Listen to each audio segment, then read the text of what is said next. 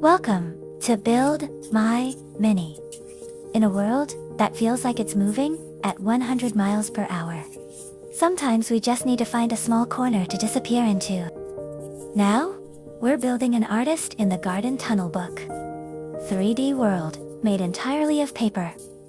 There's a special kind of magic in the repetitive motion of cutting and scoring.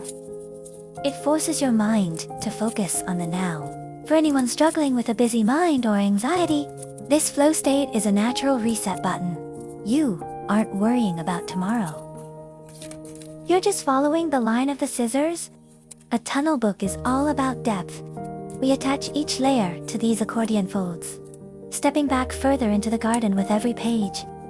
It's a reminder that even the most complex things in life are just built one small, simple layer at a time. As the girl finds her place, the scene starts to breathe. This isn't just a craft. It's a sanctuary you can hold in your hands. And there it is.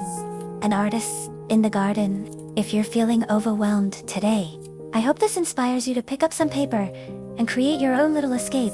Remember, it's okay to slow down. I hope you enjoy our design and the quiet moment. Happy crafting.